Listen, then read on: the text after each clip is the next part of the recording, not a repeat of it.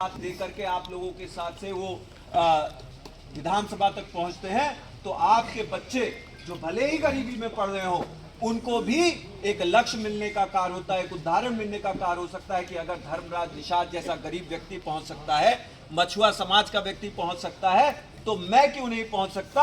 और ये धारणा अंबेडकर नगर के अंदर पलने की जरूरत है। इसको बढ़ाने में आप लोग कार्यरत रह सकते हैं।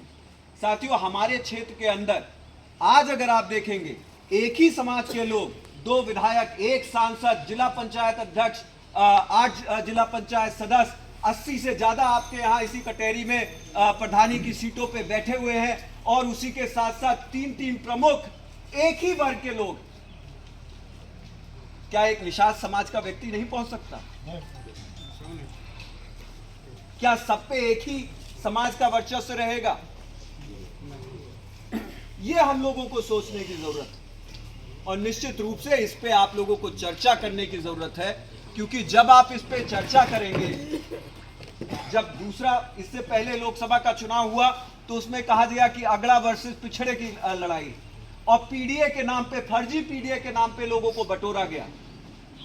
इस समय पीडीए का तो मैटर नहीं है। आदरणीय धर्मराज निषाद जी एक अति पिछड़े वर्ग से आने का काम करते हैं, और हम लोग एकजुट होकर के उनको जिताने का कार्य करेंगे।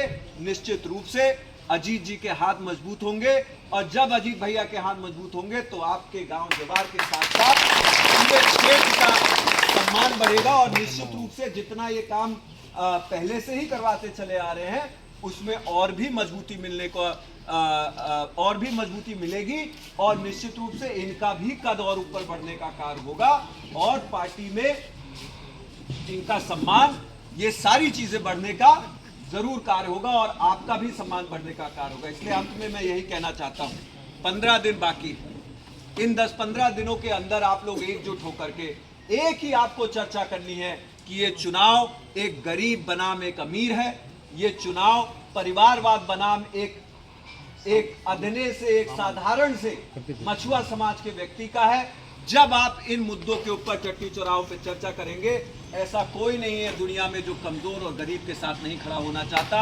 आपके घर में भी यदि कोई दुखिया आता है, आप भले ही आपके पास धन दौलत ना हो मदद करने के लिए, लेकिन आप उसकी मदद करने के लिए चाहे अजीत भैया के पास चले जाते हैं, चाहे मेरे पास चले आते हैं, चाहे आप एसपी डीएम के पास जाने तक का साहस रखते हैं, क्योंकि आपके अंदर इंसानियत है। उस इंसानियत को जगाइए।